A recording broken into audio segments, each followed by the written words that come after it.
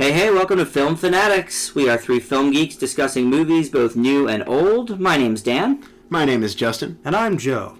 This week there's not too much on the new release docket, but we are going to talk about the new Hugh Jackman, Jake Gyllenhaal child abduction thriller Prisoners, and a couple of indie features as well. Our new classic this week is former Best Picture nominee Moneyball, starring Brad Pitt. Our old classic, chosen by Justin, is Spirited Away. And our Oscar nominee A to Z film this week is the long-forgotten 1952 war story Above and Beyond. Also, since we did watch Moneyball this week, our top 5 looks at our favorite Brad Pitt films. Now, first up on the show, I do want to address something about our grades. Sometimes we record this show just a few hours or a day after we see something brand new. And for me, I'm the type of person that sometimes needs a few days to determine how I feel about a movie. So once the bloom is off the rose, so to speak, I might change my grade a little bit, either up or down, depending on if a movie sticks with me or not. Also, since we work at a movie theater, sometimes seeing a different scene a second time or an entire movie a second time can affect the grade. For example, I saw Elysium again this week, and it's not quite as good as the A- I originally gave it. But I was a little bit hard on the family on last week's show, so I'd like to officially change my D+ to a C-. Now, this isn't something we'll be doing at the top of every show. I just thought it needed to be mentioned. After we finished recording last week, Joe sort of made me realize I was probably a little bit hard on the family, so we'll bump that up just a little bit. But anyway, before we get to any of our new releases, earlier today, Justin and I came from watching the 3D re-release of The Wizard of Oz in IMAX. Now, I wanted to see what you guys think of all these 3D re-releases that come out. Earlier this year, they had Jurassic Park, and Top Gun was released in IMAX. Last year had a bunch of them, including Finding Nemo and my favorite, Titanic. Are you guys a fan of these movies coming back to the big screen? Is it overkill? Is it just a money grab for the studios? Justin, I guess we'll go to you first, since you saw The Wizard of Oz with me earlier today. What do you think of the whole, re-release thing? I think on paper, it might seem a little bit like a cash grab, but for a lot of people with these movies, they want the theatrical experience, and the movies that they select for it usually try to command such a theatrical purpose. That said, the incorporation of 3D without going too far into it may seem a bit much. I know when 3D came out, it seemed like this very big thing.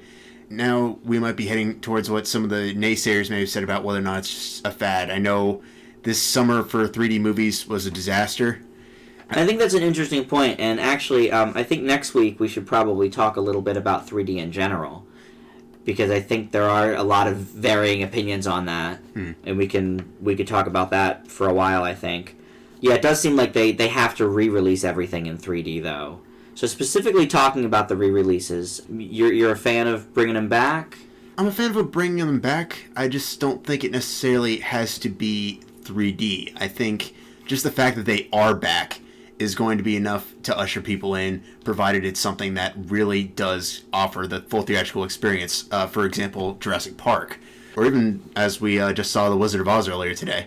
Yeah, and 3D in that was certainly nothing to write home about. It really added hardly anything. It's hard to retrofit a 75-year-old movie for 3D.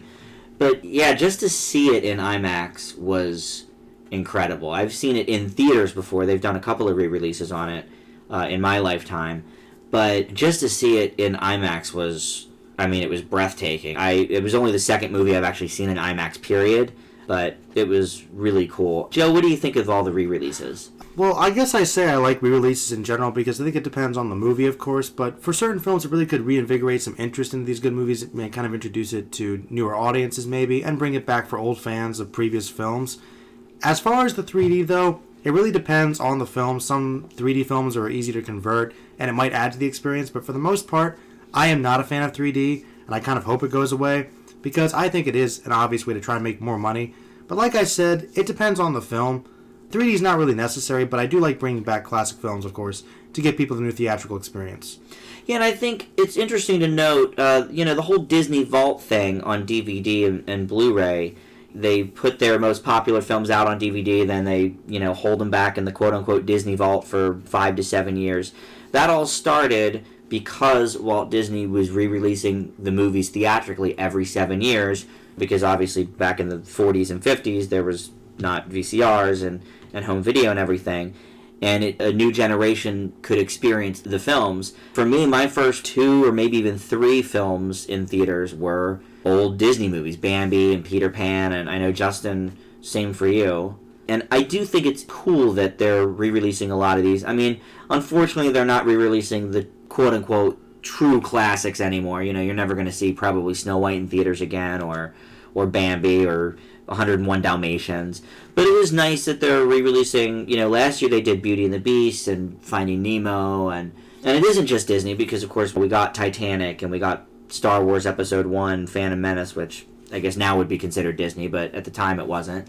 And they were supposed to do Independence Day this year, which got shelved for some reason, I guess because they're probably gearing up for the new one, the sequel. But yeah, I definitely think that they're making pretty good choices, like Justin said, in what they're re-releasing. But I think it's nice that people have an option, especially to take their kids to, in a time when maybe there isn't anything that exciting at the box office. Like right now, the big draws for families are Planes, which stinks, and Despicable Me 2, which has been out for 2.5 months. So if they can take their kids to see The Wizard of Oz, that's one thing that maybe is a little more enticing to them than... Though I have to say, it's pretty amazing that Despicable Me is still hanging in there. I can't believe that still hanging either. in there. That came out July 4th weekend. It's now almost the end of September, and it's still playing some doing places. very, very well. Next week, that'll probably change with Cloudy, with A Chance at Meatballs coming out. Mm-hmm. But, all right, well, let's get to the new movies here. First up is Prisoners, which we're going to start with you, Joe. Oh, of course. I just saw this, so forgive me. My thoughts are very fresh on it. But basically, it follows these 2 families. They're fairly, hardworking, middle-class families. They get along, they're neighbors.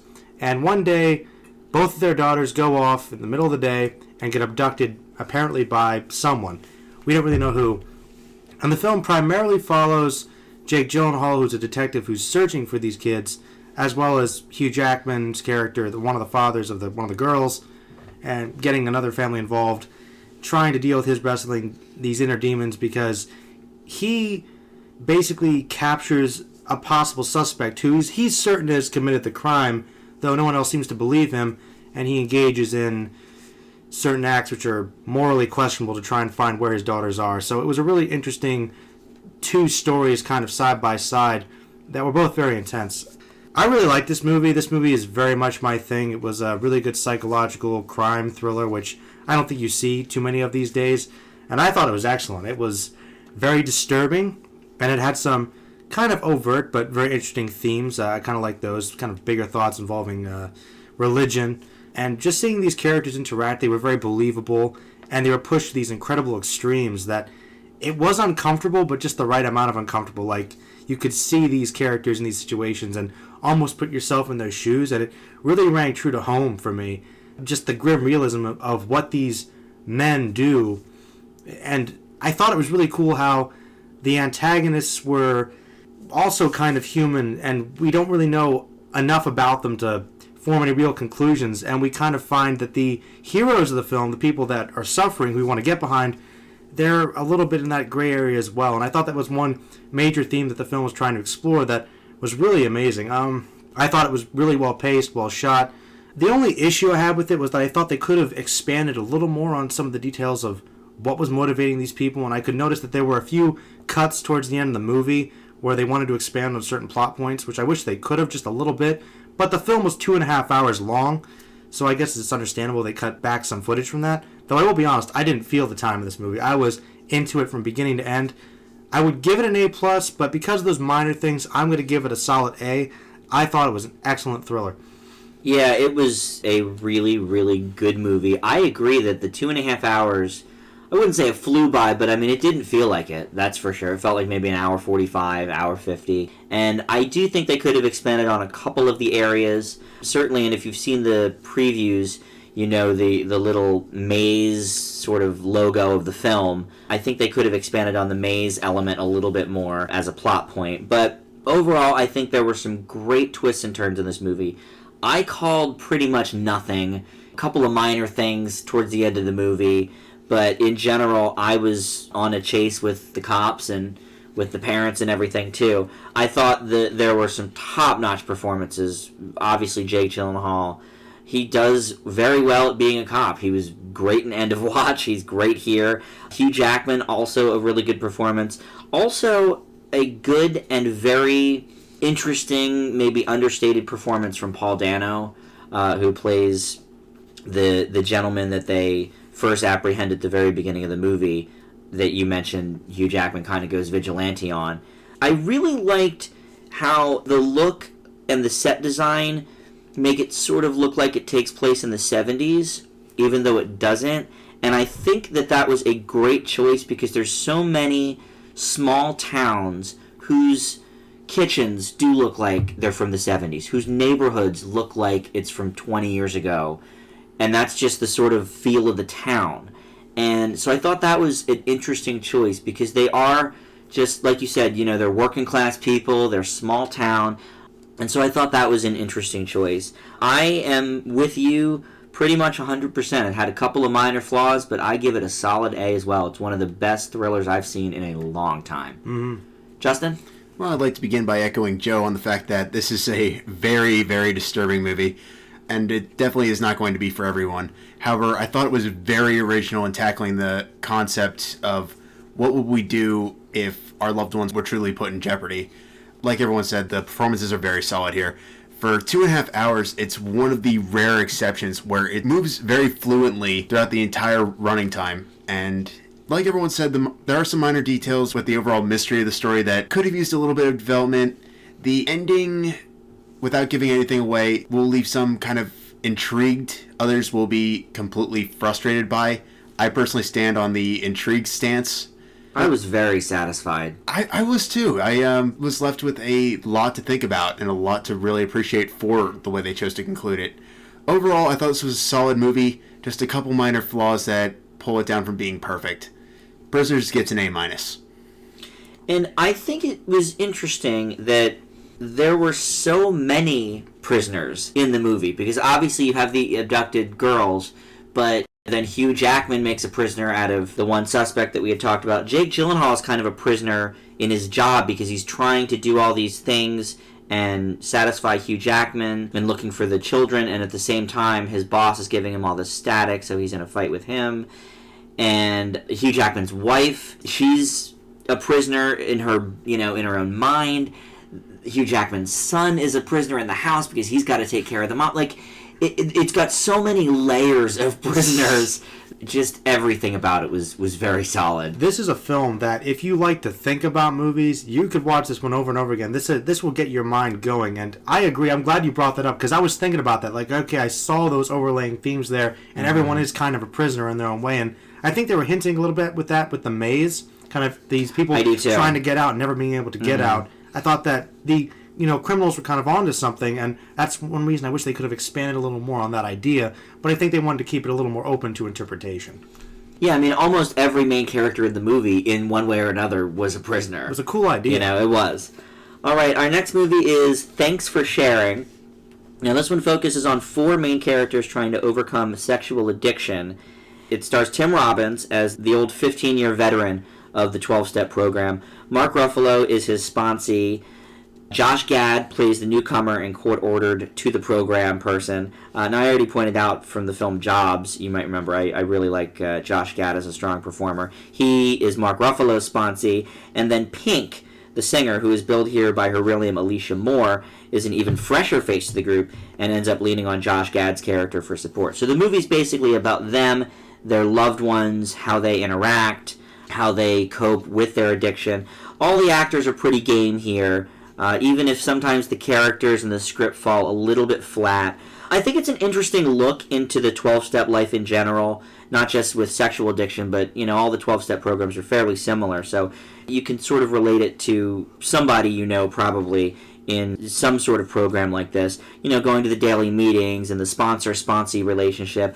I don't think there's a whole lot that's new here necessarily, but it does make some good points about how sex addiction isn't that different from really any other addiction. But the film also talks about how to bring up stuff like this with somebody new in your life. And in Mark Ruffalo's character's case, He's having his first date in 5 years with this girl played by Gwyneth Paltrow, and their relationship is very strained by the addiction. When does he tell her? How does she feel when it comes out? So it's a pretty interesting character study. It has some comedic elements for sure. Some of the laughs are played a little bit awkwardly, I think, and maybe inappropriately. Although in the theater where Justin and I were, there were a lot of people laughing at parts I didn't necessarily think were maybe appropriate places to laugh, but they seemed to think it was funny. So overall, I give Thanks for Sharing a B. It was definitely a solid effort, but again, not everything in it was something that you hadn't seen before. Justin, what'd you think? When it comes to an ensemble piece, you usually have like a couple of members of the group being really interesting and engaging, and there's usually one that ends up in left field. In this one, it's a real exception to the rule because all of the main stories are really relevant and interesting, and you really end up caring about these characters. And they intertwine pretty well, too. Yeah. The first act and a half, I'd say, feels a little safe. I think that may have been partially because a couple years ago we saw the movie Shame, which isn't necessarily about the 12-step program, but does offer a very brutally honest depiction of sex addiction. And it felt sort of like a tamer version of that.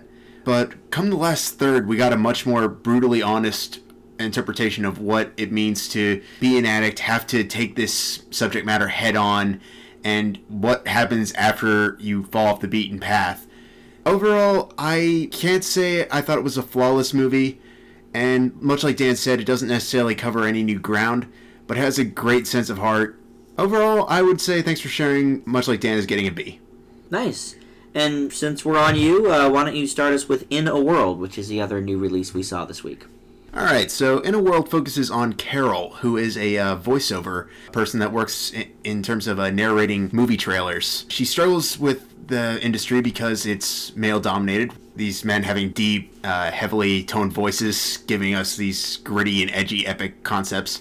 But when one of them passes away and this brand new opportunity comes up, Carol begins to enter that world and ends up competing against some of the best, one of which being her own father. I thought I saw two very different stories in one movie. One was about the voiceover industry, which honestly I think it's about time. This is an industry we don't necessarily think pertains to movies, but it's very important, and I think there's a lot to do with it. And the other sort of looking at that from a feminist perspective, which neither one of these stories is necessarily bad. It's just I wish they had chosen one over the other. It's funny in spurts. It's not real consistent. I thought some were played very well. I thought some were kind of forced. I thought it tried a little too hard, more than in a couple of spots. It comes together relatively well. It's not a flawless effort. So In a World for me is heading out with a B-.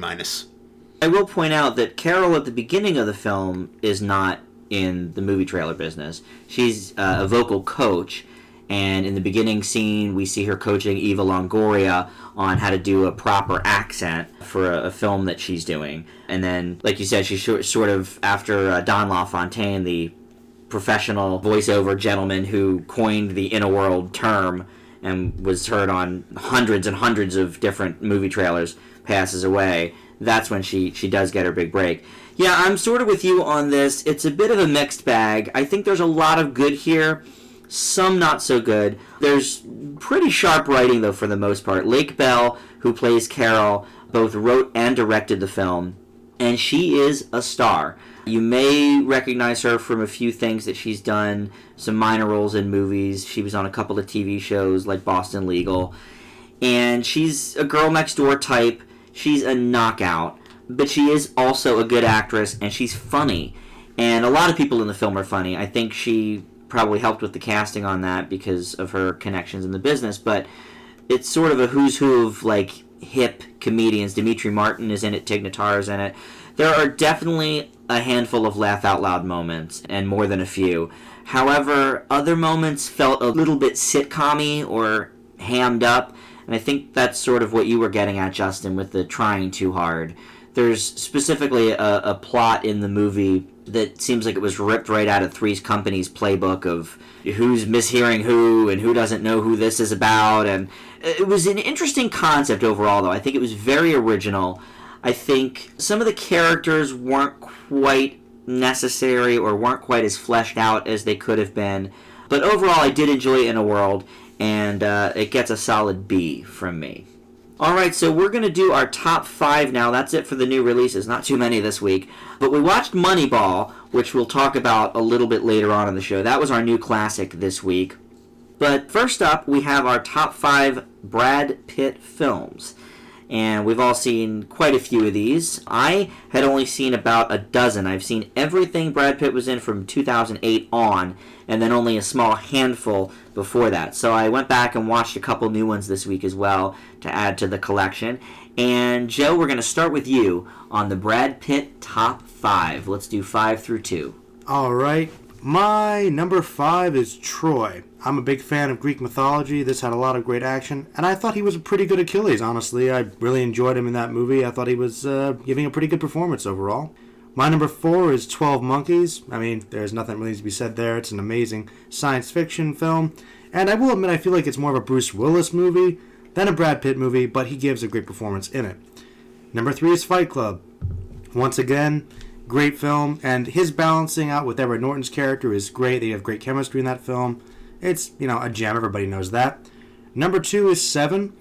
Once again, great serial killer film, and I think that he really bounces off with Morgan Freeman well. I think one point that Justin might make later, if I suspect, is that Brad Pitt does really well when he is with someone else. I don't necessarily mean that means that he is not a good leading man, but I think that he works well with people. I think he can hold his own with great actors. Very much like in Seven with Morgan Freeman. So that would be my number 2. Fight Club was one of the new films I watched this week from Brad Pitt's catalog, and it is not in my top 5. Probably would make like a number 6 or number 7. I didn't quite fall in love with it as much as everybody else seems to. Obviously, it's a cult classic. It's one of the biggest cult movies of all time, probably.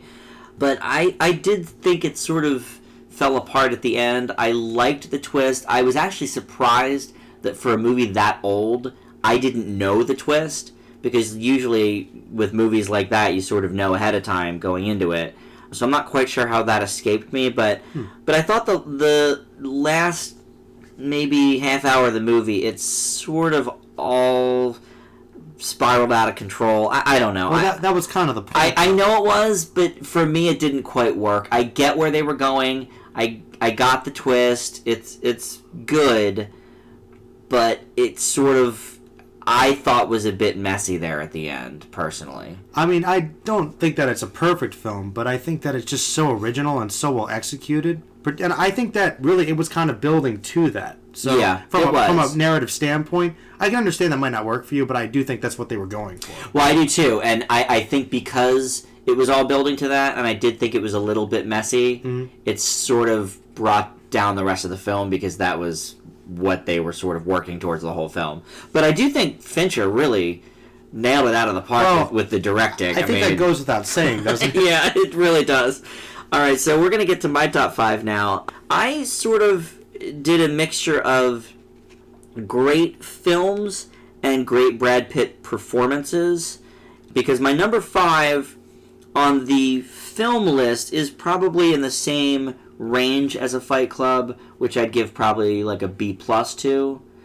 It's Burn After Reading, but it is one of my absolute favorite Brad Pitt performances, so I had to put it in the top 5. He plays personal trainer Chad, and he's funny in it, he's goofy. He's only in the movie for about half the time, but it's my favorite Brad Pitt performance, or at least in the top 2. So I do have to include it on the top 5 movies. My number 4 is Moneyball. We'll talk a little bit more about that later, so I don't have to go into too much detail about that. My number 3 is another one of the new movies to me that I saw over the last few days, and it's Ocean's 11. I thought the ensemble was fantastic. It's just a great heist movie. I wasn't bored for a second. And obviously some of my favorite actors are in it. I love George Clooney. So that's my number 3. And number 2 for me is Inglourious Bastards, which I always kind of forget is even a Brad Pitt film, because I just think of it as a Tarantino film. But he's so good in it, and it's just such a fantastic movie. I definitely give it a full-on A. So that is my number 2 on the Brad Pitt top 5. Now, Justin, you've seen a lot of Brad Pitt movies in the 20s. I have. Yeah. So let's hear your list. Okay, here we go. Number 5 for me is Snatch. Now, before I go any further, I want to say that when I went into number 5, I was looking for a performance that not only matched him as a good character in the film, but also in terms of overall development and maturity. Burn After Reading came very close to this, but I think his character went out of the film too quickly. For Snatch, admittedly, he's probably in the movie for about the same length of time, but I thought he was far more memorable. I think he had a lot more to do in Snatch. And much like Fight Club, there's an interesting twist into what happens with his character. It's not as jaw-dropping as where Fight Club ends up going, but I thought it was good for what it was. Is it a funny performance? Sort of. Sort of. Okay, sort because of. that's why I picked Burn After Reading. I haven't seen Snatch, but just because you usually think of Brad Pitt as either action or drama. Mostly action, I suppose. He's got some comedy. But I had to throw a comedy one in there, yeah. In a dark, quirky way, he's kind of a funny character. Okay. Yeah, and Snatch, yeah. Yeah. Number 4 is a performance that I don't think gets nearly enough attention from Brad Pitt. Thelma and Louise. Much like Snatch, he's not in it that long, but he's an absolutely unforgettable character. As Joe said, I think he really works best as when he has someone to play off of, or even as a secondary or supporting character. I think he does a phenomenal job, and this really shows in this. It's one of his earlier performances came out in 91, I believe, and I just thought he absolutely sold it. He managed to be a convincing, strange, little likable thief that they run into along the way, and the way he just keeps popping up periodically along their journey, I thought was really memorable and entertaining. Number 3 for me was, much like Dan, Inglourious Bastards. I thought he was a perfect Lieutenant Aldo Raine. He managed to be funny, action-packed, and overall perfect Tarantino character. And I think he also fits as a great supporting character because technically when you look at Inglourious Bastards in terms of the overall scale of the film, it's technically French actress's Melanie Laurent's movie. But the way it's set up, it seems like it might be Brad Pitt's, even though it really isn't. And I think the way that plays out really works in both characters' favors. I think that's something Tarantino does well, too. He gives A-list actors something completely new and different to do. Dating all the way back to Travolta in Pulp Fiction. I couldn't think of a better example. That really hits the nail on the head. And number 2, one that Joe brought up, 12 Monkeys. It's a strange role. He plays, for lack of a better word, a mental patient, if memory serves. It's been a while. And a terrorist. And later on a terrorist. But he is insanely good in this performance. I was completely blown away. This made me go from thinking Brad Pitt was nothing more than a pretty boy to making me view him as a potential force to be reckoned with in the world of acting. The overall movie, there's some good, there's some bad, but his performance really sold it for me. That's why I didn't watch that one in my going back and watching some old Pitt movies, because I had heard that the performance is great, but the movie itself is kind of so-so. Joe, you apparently really like the movie. I would disagree with that. I think it's an amazing film, and I've heard both sides of the argument, but I really enjoyed it, and I think the flaws in it are kind of minor, and it's a time travel movie. You're going to have that anyway, so that's a conversation for another time, but okay. I think no matter what, his performance is really great. Okay. All right, Joe, what's your number 1? My number 1, I guess it's my favorite Brad Pitt movie, would be Meet Joe Black. I think this is a really, really good film. I think it is very down to earth, even though it deals with really, high concepts. And Brad Pitt, I think, really does well as a leading man in this movie. And if you can go toe to toe with Anthony Hopkins, I think you can act. That's all I'm going to say. It's a really good movie, and I'd recommend it to people. It's once again not perfect, but I think it's a good film. And I will warn you, it has a really, really strong running time. It's about 3 hours long. There's a few on your list I have not seen, so I have some more Brad Pitt homework to do. I find interesting about Brad Pitt on the whole that I either really love his movies or really hate them. There's very few in the World War Z category that are sort of in the middle. What movies of his do you hate? Killing Them Softly, which came out last year, was awful. The Tree of Life is awful. Happy Feet 2 is just a mess in general. But most of his movies fall on the other side. But like I said, there's not too many in the middle. My top 3, in fact, all get A's. So he's got a lot on the positive column. My number 1 Brad Pitt film is Seven. I think it is an amazing performance. The movie on the whole is just phenomenal. Like you said, I mean, him and Morgan Freeman together is just one of the winningest combos I've seen. And just everyone is so good in the movie. The gory parts of it, I guess, are a little bit much sometimes for me to handle, but it wasn't one of these films where I had to keep turning away. I mean, I think I made it pretty much through the whole movie with my eyes open, and it's just a great movie. So that's my number one from Brad Pitt. Well, we have a mutual feeling of David Fincher in number one category. My number one, call it a safe decision, but it is Fight Club. What can I say? Brad Pitt, Tyler Durden, you probably will not find a more iconic role. His cultural impact still lives on to this day. Admittedly, some of the cult following may have killed the overall mythology, but I thought it was a very, very good performance. I thought the twist was incredible. I thought the overall layers of his character were interesting, terrifying, and slightly darkly comedic. Tyler Durden is Brad Pitt. Brad Pitt is Tyler Durden. And I gotta say, that would be the perfect number one for me in terms of Brad Pitt. I think that's an interesting point you bring up, though, because sometimes a movie can have such a legend or a cult following that it's, once you see a movie after you've heard about it for 15 years, about how great it is, how amazing it is, it sort of does maybe kill it a little bit. I've had that happen to me several times. It's the reason I will never watch The Princess Bride. What? Because what's the point? I know every line of the whole movie. Wait, what? Yeah, you heard it. Well, I'll never watch it. There's no point. Well, now that I've heard that, you will be watching. I know every line of the movie, so I don't see the point, to be honest. And I think maybe that is part of what happened to me with Fight Club, because I've been hearing about how it's one of the best movies ever made, for the last 15 years, and it's hard to live up to that much hype, to be honest. It is hard to live up to that much hype, and I'll be perfectly honest with you, I don't love the movie anywhere near as much as I did when I first saw it because of the hype and people not shutting up about it. Right. I mean, but it's still a good movie, for certain. Well, speaking of Brad Pitt, our new classic this week, and that's a movie that has come out within the last 2 years, is the Oscar-nominated film Moneyball. Brad Pitt stars in this. He plays the real-life Oakland A's general manager, Billy Beane, who, by the way, is still the GM of the A's franchise. The movie covers the team's 2002 season in which the club has lost all of their star players and have a shoestring budget for a major league team. So Beane recruits a Yale economics grad played by Jonah Hill, very well, I might add, who suggests that they buy players based on this groundbreaking statistical system that he came up with, as opposed to prestige or experience or number of home runs hit.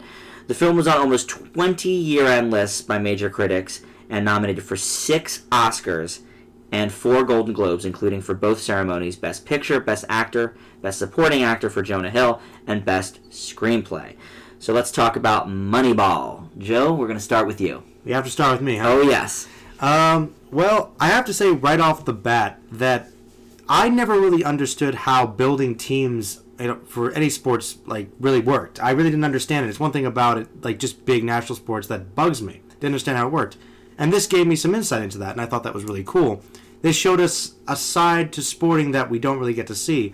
How these players are picked, how they do, and just seeing this new technique that Jonah Hill's character brings in, competing with this old style of how things are done, I thought was a really cool idea. And once again, I think that Brad Pitt is a good actor. He does a good job in this movie. Jonah Hill, I think, did a good job as well.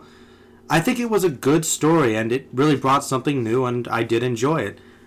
I guess I just felt that in some ways it was also kind of safe. It didn't really feel like it took too many risks in terms of where these characters would go, and I guess maybe that's because it's based on a true story, and I just felt like there could have been a little more to it.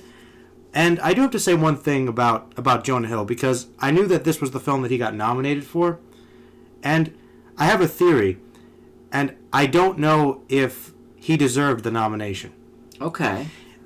And I don't get me wrong, he does a good job in the movie, but I just kind of felt like someone in the Academy said, all right, Jonah Hill just plays these really comedic, over-the-top, silly characters, and he can rein it in, so that means he deserves to get nominated. And I just didn't know if he quite gave that great of a performance. I mean, it definitely showed that he had range, but it didn't really break anything for me, personally. So I guess I was a little disappointed in that. He did a good job, but I was expecting a little more. And there was kind of this subplot with Brad Pitt's character's daughter, and I thought that there was kind of a cool idea where he was wrestling with his own personal journey, being a player that kind of failed and trying to bring success through picking these new players and believing in Jonah Hill's character. But I just felt like it could have been explored a little more, and I wasn't sure if I was quite satisfied with the ending. But on the whole, Moneyball was a good movie, and I would say you should go out and see it. Overall, I gave it an A-. I am looking up who Jonah Hill was nominated against just so I can tell you. Maybe I'm curious now myself. But I do agree that sometimes the Academy will nominate people based on, well, they're out of their wheelhouse. I mean, I think Jonah Hill did an exceptional job. Don't get me wrong. He did a good job. But did he do an exceptional job? You're right. For Jonah Hill, it's like, is it a great performance, or is it a great performance for Jonah Hill by somebody that we don't think is capable of this performance? Somebody saw this, was like, whoa, Jonah Hill can do this. Mm-hmm. Let's give him a nomination because that's awesome. Is it really quite that good? I mean, let's give him some more movies. Let's go for Wolf on Wall Street. Let's see where it goes. Yeah, and that's, and I'm sure he probably got the Wolf of Wall Street because of his performance in Moneyball. It looks like it, and it was kind of cool to get to see that. And for me, that was kind of the best little thing about this movie, and I really did enjoy it. It was good, and he was good in it. It's just I was a bit thrown off by that. Here's who Jonah Hill was up against for Best Supporting Actor. Now, the winner was Christopher Plummer. Well, who is, I mean, why would we even talk about that? He never had a chance. He's one of my favorite Star Trek villains right there. Well, he's one of my favorite everything. He's great. Because, obviously Sound of Music. Kenneth Branagh for My Week with Marilyn, which we watched for a new classic before we started doing the podcast. We never, unfortunately, got to talk about it. It's freaking Kenneth Branagh. But that was a great performance in a very good movie, and an underrated movie. Mm-hmm. Max von Sydow. For another older gentleman. Wow. For another great Extremely actor. Loud and Incredibly Close. Not a great movie by any stretch, but he was obviously good in the role. He's kind of the staple sci-fi actor for the last 50 years. Is he? He's been in a lot of science fiction movies. Okay. He's a great actor, but I don't know why. He seems to be everywhere. Did you see Extremely Loud and Incredibly Close, by the way? I did not. It wasn't terrible. Good. Was it terrible? It was bad, Justin. Yeah, it was bad. It had its issues. I'll say that much. Huh. And then the final nominee was Nick Nolte in The Warrior. All right. Well, to be fair, he was going up against great competition, but there's no way he would have won. There's no way he would have won. I don't think he ever expected to win. I don't think he put on his suit that night thinking that he had a shot. Well, let me just ask you guys, do you think that Jonah Hill as an actor is up with any of those other previous men that you mentioned? Because no. I don't. Of course not. That's what I'm saying. I don't know. But like I said, I mean, that's, I think the Academy rewards people sometimes for branching out and doing something they might not necessarily do. And I think, to be completely honest, and I love this movie, I love this person, but can we talk just for 2 seconds about Sandra Bullock in The Blind Side? Was it a great performance? Absolutely. And I don't think it was a great performance for Sandra Bullock. It was a great performance. However, if that role were taken on by somebody else, might they have been nominated? I don't know. I think she got nominated because we don't expect this kind of a performance from Sandra Bullock. So you basically think that somebody in the Academy was surprised by Jonah Hill, and that's primarily why he probably got the nomination. I think everybody everywhere was surprised by Jonah Hill's performance in Moneyball. I mean, look, I think Jonah Hill's very funny. I am a Jonah Hill fan. I do too. But I was surprised by how great he was in Moneyball. As was I. I mean, Justin, what are your thoughts on that? I think it's more or less a matter of the Academy just trying to take acknowledgement for the fact that the man has range. I don't think he really ever had a chance with this one, but I think it was giving credit where credit was rightfully due. Well, and you bring up a lot about how, I forget what exactly you call it, but how the Academy sort of does make goods on... The apology letter rule. Yeah, the apology letter rule on slighted performers in the past. Was Crazy Heart Jeff Bridges' greatest performance? No. Was it a great performance? Of course, but every performance Jeff Bridges does is great. So that's not even a question. Yeah. But, was it an apology for misdeeds that Jeff Bridges should have won For his last 20 movies. Right, a couple times over. Yes, probably. Just ask Martin Scorsese. Or Scorsese for The Departed. Oh, man. Who I hope, my number one on that is Leonardo DiCaprio. The man deserves an Oscar. Can we please give him one? I think that's ridiculous. At some point. But anyway, back to Moneyball. I do agree with your Jonah Hill statement, though. For me, this was my third time seeing Moneyball, and it drops a little bit each time I see it. The first time I saw it, it got a solid A. I thought it was really good. I go into baseball movies without a super high expectation. There's been a few that I've really, really enjoyed, but by the time I was doing my year-end list, I did drop it down to an A-. It was the highest A- I gave that year. It was my number 17 of 2012. I saw it actually a few months late. But sort of like I said at the beginning of the show about, sometimes I need some time to ponder over. Well, at the end of the year, when I compile my year-end grades, I do shift probably about 25 to 30 movies up or down a grade, just based on how I feel about them at the end of the year, how I'm remembering them. And Moneyball, I remembered fondly, but I just wasn't quite as satisfied. By the end of the year, I had seen it a second time, lost a little bit of luster, and we saw it again, obviously, last week. And I don't know if it was because it was the third time I was seeing it, if it was because we were watching it at like 1 in the morning, but I thought it was a little bit slow.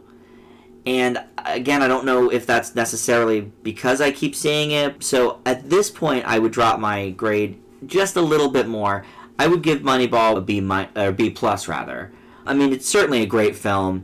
Both Jonah Hill and Brad Pitt give great performances. Also, Philip Seymour Hoffman, who's only in maybe 3 scenes, but he really gets it, as he always does. He's another performer that is a standout in pretty much every movie he's in. I didn't recognize him. Yeah, they really made him not look like Philip Seymour Hoffman, but he was great in it. And I did think it was interesting to see how it all works, both from the traditional sense and from the sense that Jonah Hill's character brought the statistical aspect into it. And when we first sat down to watch the movie, and Joe, you were kind of iffy about it, Justin said, well, it's not really a baseball movie, it's a statistics movie. To which you quipped, oh, well, now I'm really excited to see it. But it kind of really is. I mean, it's obviously more than that. But it is interesting because there's a lot of mathematical speak in it. But it doesn't get boring, that part. The part that gets a little boring to me is that they, keep talking about the number of games. And, they won this game against this team. And that stuff I don't care about. I care more about the characters and the settings and stuff. But it is still a great movie. If you haven't seen Moneyball yet, I mean, it's, baseball season's about to wrap up. Now's the time, I would say, to go see Moneyball if you haven't yet. Justin, what did you think about it? Well, I want to begin this review by saying I am by no means baseball savvy at all. So I do plead ignorance with some of this. Like you said, I did say that Moneyball's unique because it isn't really necessarily about playing the game itself, rather than looking into the statistics, which factors into a lot of what baseball, at least what I presume, is. The performances I thought were good. I definitely see where it was a definite change of pace for Jonah Hill. Brad Pitt, I thought he did okay. I did not think it was as memorable as you did, Dan, but...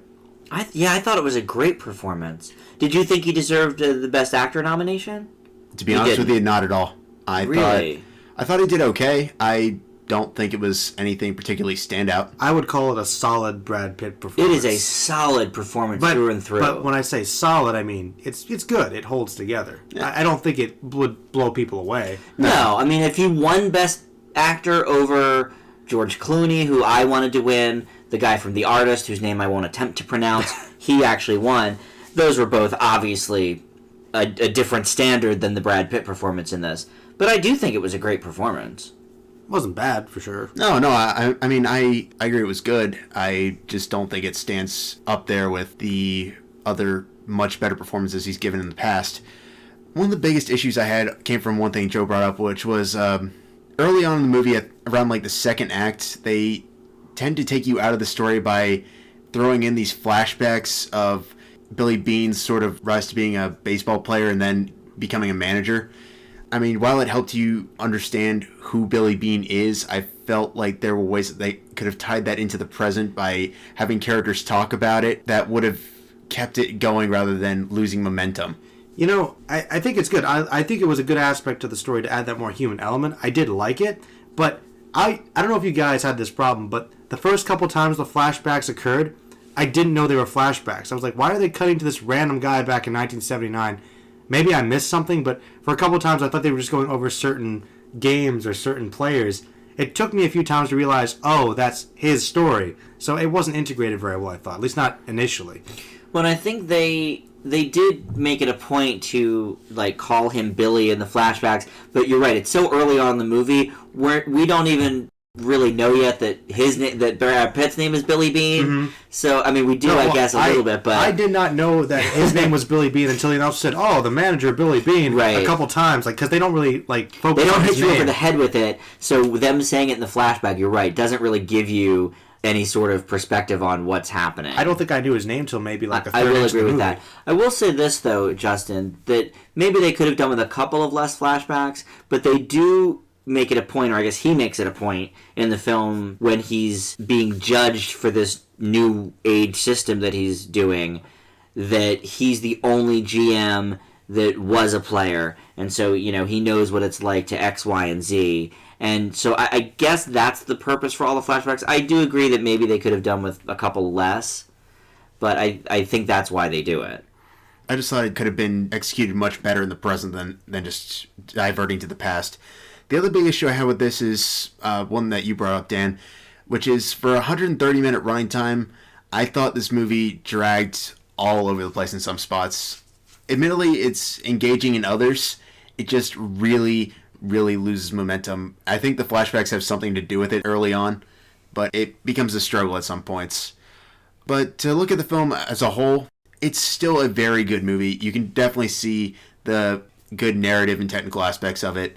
It does have some flaws that decidedly pull it down, but it's well worth a watch. Moneyball gets a B. What do you think of the father-daughter plot line in the film? That I personally didn't like, but I can understand why they stuck it in there to sort of give, as Joe put it, a human element to it. I thought it fit a bit better than the flashbacks, which honestly, they could have just had like a discussion about his past, and I think it would have hit the nail on the head. I was actually going to say the same thing. Like, instead of having all these flashbacks, they could have just had like a photograph and like a 2-minute conversation which would have summed up his whole character. So, I agree. I don't know about that. Well, I think the father-daughter story, though, is important for his decision at the end of the film. I thought that was the best part of it. Whether or not to take this amazingly lucrative new offer for, I believe it was the Boston Red Sox, or to stay in Oakland, and obviously he's still with Oakland, so I think we know what decision he made. But I think his daughter and him having that connection on and off throughout the movie really solidified his decision, and that's why it was so important to keep that relationship coming up. Mm-hmm. I think that was the best thing about his character. I liked that decision at the end. I personally, that was probably my favorite plot development in the whole movie. Yeah. I like that a lot. I agree. All right, well, I think we've talked enough about Moneyball. Wow. So let's move on to our old classic, and this is a movie we draw a name out of a hat, and this week it was Justin's pick, so he's going to tell us about Spirited Away. Well, I guess I should begin with why I chose this one. For anyone that doesn't know, first of all, Hayao Miyazaki is one of my favorite directors of all time. He delivers fantastic storylines and usually does it in a way that can appeal to both children and adults alike. For anyone that hasn't heard the latest update from him, he is retiring after making 11 movies, with his current one coming out in, last time I checked, 2014 for the US. And I consider that an absolute shame, but I wish the man well, because he's given me some of the best film experiences I have ever had. As I was telling Dan earlier, who often believes that I am way too hard on movies, and to be fair, his point does hold some validity, but it's ironic because I actually decided to become a film geek, as we put it at the beginning of the podcast, for the exact opposite reasons. I saw this when I was about 11 or 12, and I was in a theater with my family and 2 other people, and as soon as the movie ended, I just couldn't help feeling like I wanted to give this more attention. I felt like more people should see this, and I wanted to get into reviewing movies so people would be excited to see things that were actually good and obviously avoid the things that are truly horrible. Something Joe does very well, me and Dan not so much. Well, yeah, we try to see everything. We try. You poor devils. Joe doesn't purposely slog through crap. I don't have the time. It's a labor of passion, what can we say? Hey, I respect you for it, but I think I know how to pick them, at the very least. I have a radar. But for Miyazaki, I think that there's, among his entire repertoire, you can almost start anywhere, and there's a lot you can play with. I chose Spirited Away because I think it's by far the most approachable, especially for newcomers, because I think it's his best. That said, I don't know if The Wind Rises will change that when it hits the U.S. For anyone who's unfamiliar with the synopsis, it focuses on a young girl named Chihiro who is moving away and stumbles across a abandoned theme park with her family. Her parents start to set a bad example and end up being cursed and turned into pigs, and she ends up trapped within the spirit world and has to learn how to adapt within that world to try and escape with her parents. But before I give my take, Dan was the one of the group that had not seen Spirited Away prior, so I'd really like to get his perspective before diving into it myself. Oh boy. Okay, well, before I start, let me explain a little bit about my grading system. The way I grade movies is about 50% of my grade is based on the technical aspects of the film, which includes directing and acting, but also everything else that goes with it. And then the other 50% or so is my personal feelings about the film. A lot of times, the two dovetail very nicely. This one, however, is a case where they do differ a bit. I am not an anime fan. There's a few things I've seen here and there that I enjoyed, but for the most part, anime is just not for me. So I do have to sort of give two separate grades and average them out to give Spirited Away the grade that I'm going to give it. I enjoyed certain aspects of it. I really liked the basic story. I mean, I thought once she was in the spirit world and everything, I thought some of the characters she met were cool. To me, it was sort of an Alice in Wonderland type story. You know, Alice falls through the looking glass and meets all these different, interesting, funny, some of them characters and some of them frightening. And, you know, so it sort of reminded me a lot of that.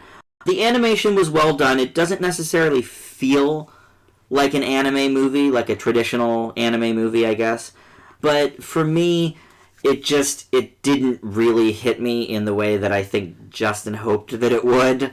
I will say that upon a little bit of reflection, I probably liked it more than I might have indicated as soon as we were done watching it. Technically, the movie gets an A, and I could see why it won the Best Animated Film that year at the Oscars. I believe it was the first winner of that award, yes? Second. The second one? Okay. Yeah, because that's a fairly new award for the Academy. I can see why it won. I mean, I can see why it's so highly revered. Critically, it's, you know, obviously beloved worldwide. But for me personally, it's probably more of like a B minus C plus range. So you combine the two, and I would give Spirited Away a B plus based on that. But for me personally, like I said, it's just not my bag. Anime as a whole isn't my bag. There's not a lot of movies, I think, that are going to change my mind on that. Just my personal preference. But like I said, you know, I don't grade solely on my own personal preference. I do take technical aspects into account. And this one has them in spades. I mean, it's obviously a well-done movie. I'm not blind, I can see that. But I just don't think it hit me quite the way that you hoped it would. And I guess I can understand that. My main purpose for running this was just simply to get something people weren't expecting, but we could talk about anyways. Mm-hmm. I was hoping you would like it. I am glad you brought it to the table, because it is something that, you know, people have told me for years I should check out, especially my friends who are very much into anime, both movies and TV shows. So I'm glad I got to see it. I am glad you brought it to the table. And like I said, I more or less just wanted to throw something interesting into the mix to keep things going in different directions. I know Joe is also a Miyazaki fan. We may run a couple here and there. I want to branch mine out so we're not watching. So whenever we hit my name, we aren't going over and over and over again. I am fairly certain Dan will not be happy with me if Gotta mix it up. And two can play that game. I'll run a Shelley Long movie every single time I go. No, I'm kidding. It's fine. Though, for me, what can I say? It's an easy A for me. It's a fantastic movie. One of the things I love about Hayao Miyazaki as a director is he creates these wonderful, expansive worlds that you look at just as a viewer on any screen, and it screams to you, come in and play. And I truly end up immersed in it by the film's end. Another big thing that really struck me, especially for Spirited Away, is it has one of the most energetic and lively scores ever composed that I've heard. When it was a fast-paced scene, it got me on the edge of my seat. When it wanted me to feel the labor Chihiro was going through in the spirit world, I felt a part of it. You literally understand the atmosphere that Spirited Away encompasses, and I love that as a whole. For anyone who hasn't seen this, it's well worth a watch. I gave it an A, which by Dan's grading system would be an A+. Joe? Well, I think that Hayao Miyazaki is one of the greatest directors in anime and just in film of all time. I will admit that Spirited Away is not my favorite. I actually think there are some films that are honestly better. However, I think that just because it flows so fluidly and it has all the innocence but matched with the magic and just as you said, the expansive worlds that you can just go into and these really memorable characters, it's a really great movie, and I think that honestly, it's just so accessible and it's just so likable. There's really nothing wrong with it. It's pretty darn close to perfection, really. However, the only reason I wouldn't give it an A+ is just because I do believe there are some films he's done which do go take things a little bit farther, and this is kind of really just the best example of Miyazaki's typical vein, his more typical style of filming. So I guess it would be a solid A for me, which is really close to an A+, of course. But there are some films I think they're a little better, but it is a fantastic movie. It's in the upper echelon. You should definitely go check it out if you haven't already. At least give it a watch. And it's something that I would watch again. I mean, I would never pop it in on my own, but if, I went to somebody's house and they were like, hey, we're watching Spirited Away, I wouldn't be like, oh, God, not this movie. You wouldn't be cringing. No, I would be, all right, well, I'll give it another go and, and see if I like it better the second time. I mean, hey, a B+ is a pretty good grade. Yeah, well, again, I mean, my own personal feelings on it is probably more of a C+, B-, but Justin's absolutely right with the score. The score of this movie is pretty close to perfection. He really nailed it with the different moods of each scene and everything, and that's just one of the great technical aspects of the film. So, all right, well, let's move on to our very last movie. Now, this is part of our Oscar A to Z list. We're doing all the nominated movies in the major categories. This one, we had to dig deep for. It's not available from Netflix and hard to find, but we did find it on Amazon Instant Video, so we streamed it, and it's called Above and Beyond. It was nominated for Best Original Story, which technically that category doesn't exist anymore, but back then they had Best Story and Screenplay, which is Best Adapted Screenplay now. Then they had Best Screenplay, which is what's Original Screenplay now. And then the now defunct Original Story, which is what this was nominated for. It's basically for the story itself, I guess. And Joe's going to tell us about Above and Beyond. Above and Beyond. Well, I guess I would say it's part historical drama, part regular drama, and unintentional comedy. I'm not really sure. Going into it now, forgive me. But basically, it follows Lieutenant Colonel Tibbets, and he is the military officer who is put in charge of leading the raid to carry the atomic bomb to basically end the war with Japan. It takes place smack dab in the middle of World War II, and it is a very interesting part of history. I'm kind of a history buff, so I did kind of like this stuff. I really did like Colonel Tibbets' character. I thought that he was likable for the most part. And I thought that he was very driven. You really could understand the pressure that he was put under. And I don't know how historically accurate everything in this film is, but I know the general concepts were covered. I was actually kind of surprised that they did delve into some of the retrospective, reflective aspects of looking back at the war and saying, oh, the atomic bomb was great. But, I was kind of glad that the writers of the film realized that there was a serious impact to this and it had implications. And when the bomb does drop, and there are those scenes leading up to that last act of the film, it got kind of intense, and I was glad that they had some sense of that. However, everything building up to that was kind of a mixed bag for me. I thought that the performances were good, and I like the fact that we got to see Tippett try to balance his work, kind of building up this mission to really end this war, and he has a lot of responsibility on his shoulders, but he also has to balance out keeping his family together. And I don't know if it's just the time of the film, but there were so many elements that I thought were just a little bit sexist, and I thought really kind of indicated certain issues at the time. But I don't know if that really takes anything down from the film. I thought that it was still very true, and like I said, the characters were still fairly likable, but there were just certain things that I thought were kind of hard to ignore. They were just so blaring for me. But like I said, good story, good message. In terms of actual filming, I didn't think there was anything that really was artistically that ridiculously different, but it was pretty solid. It was good.